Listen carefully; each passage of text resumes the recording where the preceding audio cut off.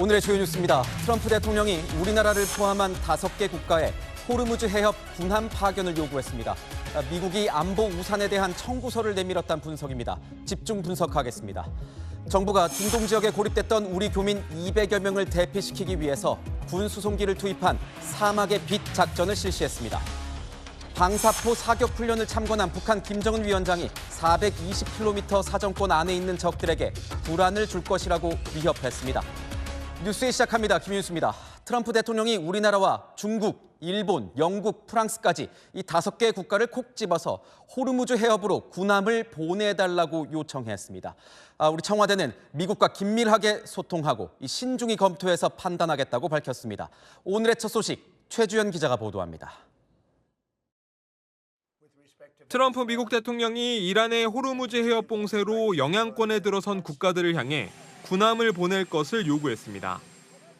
트럼프는 이란의 해협 봉쇄 시도로 영향을 받는 국가들은 미국과 군함을 보낼 것이라며 한국을 비롯해 5개 나라를 콕 집어 함정 파견을 요구했습니다. 완곡한 표현을 썼지만 사실상 파병 요청을 한 겁니다. 트럼프가 이스라엘을 제외하고 이른바 제3국의 작전 동참을 요구한 것은 이란전 개전 후 이번이 처음입니다. 앞서 트럼프는 호르무즈 해협 상선 호위 작전이 임박했다고 강조한 바 있습니다. When will the Navy start escorting tankers to the Straits of Hormuz? 호르무즈 해협에서 세계 원유 해상 수송 20%가 이뤄지는 상황에서 미국이 위험이 큰 상선 호위 임무 등을 우리나라에 요청할 수 있다는 전망이 나옵니다. 트럼프는 5시간 뒤 올린 글에선 미국이 모든 면에서 이란을 파괴했다며 주변 국가들을 향해 한 팀이라고 강조하기도 했습니다. 청와대는 중동 정세와 관련국 동향을 면밀히 주시하겠다며 국민 보호와 에너지 수송로 안전 확보를 위한 방안을 종합적으로 모색하겠다고 밝혔습니다. 채널A 뉴스 최주현입니다. 우리나라와 함께 군함 파견 요청을 받은 이 다른 나라들은 어떤 반응을 보이고 있을까요? 대부분은 신중론, 이 구체적인 입장을 밝히지 않고 있습니다. 다만 중국은 적대 행위부터 중단하라며 부정적인 반응을 보였습니다. 송진섭 기자입니다. 트럼프 미국 대통령은 우리나라뿐 아니라 중국과 프랑스, 일본, 영국에도 군함 파견을 요청했습니다. 중국을 제외하면 그간 충분히 안보 부담을 하지 않는다며 트럼프가 불만을 드러냈던 나라들입니다. 중국은 사실상 부정적 의사를 내비쳤습니다. 주미 중국 대사관 대변인은 군함 파견에 대한 미 매체의 질의에 즉각적인 적대 행위의 중단이 우선이라며 모든 당사자국이 대화를 통해 분쟁을 해결해야 한다고 답했습니다.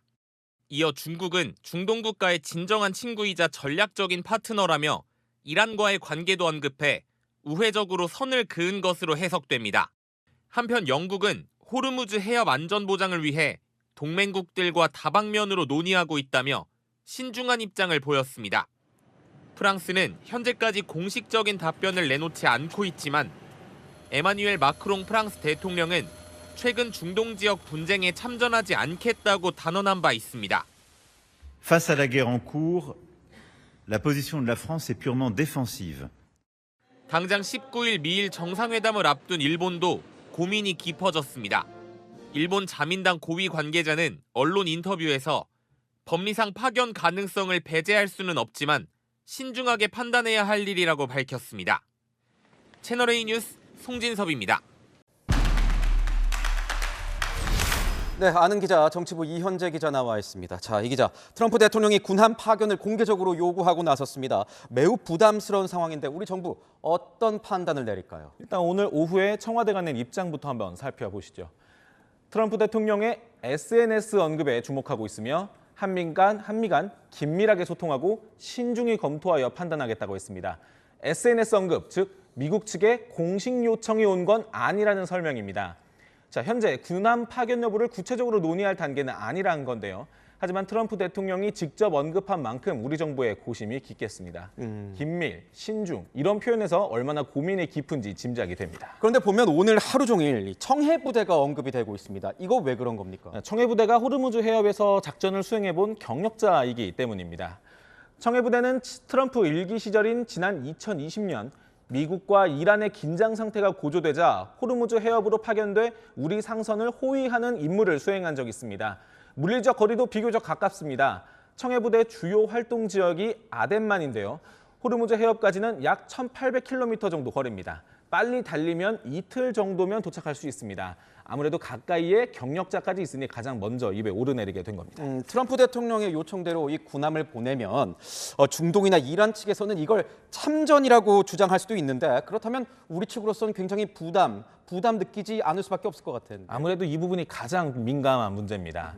자, 트럼프 대통령이 쓴 SNS 원문 한번 보겠습니다. 월십, 그러니까 군함을 보내라고 써 있습니다. 동맹국을 참전시키려는 구상이 드러났다, 이렇게 해석될 수 있는 대목입니다. 동맹국의 의리를 지키라 뭐 이런 건데 우리나라가 참전한 경우가 있습니까? 사실 우리나라가 월남전 이후로는 전투병을 파병한 사례는 없습니다. 자, 대표적인 사례가 2004년 자이툰 부대 파병입니다. 이라크 전쟁 당시 미국이 전투병 파병을 강력히 요구했지만 당시 우리 정부는 미국과 협상 끝에 재건 지원 부대인 자이툰 부대만 파병했습니다.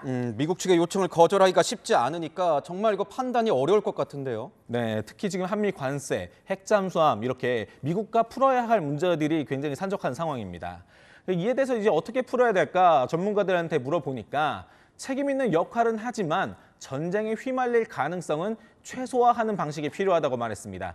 다른 나라들도 어떻게 움직일지 살펴봐야겠죠. 일부이긴 하지만 차라리 빨리 보내라는 그런 조언도 나왔습니다. 먼저 손 들고 나섰다 대신에 후방 지원 임무를 달라, 이런 실용적인 협상을 진행하라는 조언입니다. 만약 보낸다고 한다면 어떤 절차가 진행돼야 되는 겁니까? 네, 일단 해외 파병을 보내기 위해서는 국회 비준 절차가 필요합니다.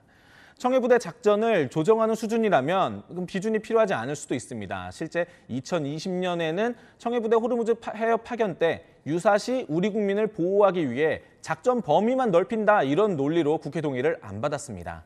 하지만 이번에는 외국군들과 함께 별도 임무를 수행하게 된다면 국회 비준 절차를 거쳐야 한다는 해석이 지배적입니다. 자, 이 경우 정부안을 제출하면 일반 법안과 똑같은 절차를 거치게 되는데 과반 출석에 과반 찬성이라서 다수당인 민주당 의결만으로도 가능합니다. 여야는 오늘 일단 정부 입장이 먼저 나와야 한다며 심중한 입장을 내비쳤습니다. 그런데 보면 오늘 트럼프 대통령이 특정 5개국, 우리나라를 포함한 특정 5개국을 콕 집었습니다. 이건 이유가 뭡니까? 자, 이것도 전문가들한테 물어봤더니 해군력 그리고 에너지 수입 의존도, 이 두 개를 기준으로 꼽는 분들이 많았습니다. 일단 5개국 모두 해군력이 강한 나라란 건 말이 필요 없을 정도입니다. 또 한국은 원유 수입의 70%는, 일본은 90%를 중동에 의존합니다. 게다가 중국은 이란의 원유 수출량의 80% 정도를 흡수하는 걸로 알려졌습니다. 호르무즈 해협 봉쇄에 직격탄을 맞는 국가들이란 겁니다. 아무래도 미국이 지금 혼자 전쟁을 치르다 보니 상당한 부담을 느끼는 것 같죠. 그래서 당사국들도 직접 나서서 문제 해결을 도우라는 그런 차원으로 풀이됩니다.